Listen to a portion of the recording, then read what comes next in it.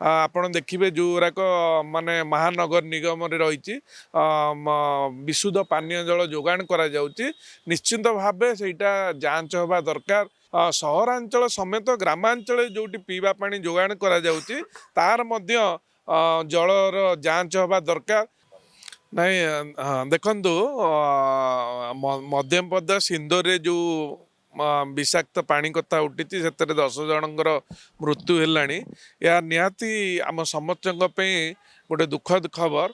କାହିଁକିନା ଆମେ ଜାଣିଛେ ଜଳ ହିଁ ଜୀବନ ଏବଂ ଜଳ ପାଇଁ ଆପଣ ପ୍ରଧାନମନ୍ତ୍ରୀ କୁହନ୍ତୁ ବା ରାଜ୍ୟ ସରକାର ମୋହନ ମାଝୀ କୁହନ୍ତୁ, ଜଳ ପାଇଁ ବିଭିନ୍ନ ଯୋଜନାରେ ସହରାଞ୍ଚଳ ହେଉ ଗ୍ରାମାଞ୍ଚଳରେ ହେଉ ପିଇବା ପାଣିର ସୁବ୍ୟବସ୍ଥା କରାଯାଇଛି ସରକାରଙ୍କ ତରଫରୁ।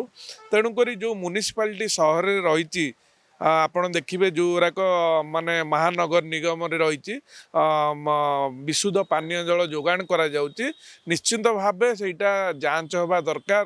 କାହିଁକିନା ଆପଣ ଦେଖିବେ ଗୋଟେ ଇନ୍ଦୋର ଭଳି ସହର ଯେଉଁଠି 10 ଜଣଙ୍କର ମୃତ୍ୟୁ ହେଲାଣି, ନିଶ୍ଚିନ୍ତ ଭାବେ କେଉଁଠି ନା କେଉଁଠି ଇଏ ଯେଉଁ ଜଳ ଯୋଗାଣ କରାଯାଉଛି ଇଏ ନିଶ୍ଚିନ୍ତ କୌଣସି ଆପଣ ନାଳ ନର୍ଦ୍ଦମା ସହିତ ଲିଙ୍କ ହେଇପାରେ କିମ୍ବା ବିଶୁଦ୍ଧ ପାନୀୟ ଜଳକୁ ଯାଞ୍ଚ କରାଯାଉନି, ଯେଉଁଥିପାଇଁ କଳକାରଖାନା ନିର୍ଗତ ଗ୍ୟାସ୍ ବୋଧେ ବିଶୁଦ୍ଧ ପାନୀୟ ଜଳ ସାଙ୍ଗରେ ଲିଙ୍କ ରହିଛି।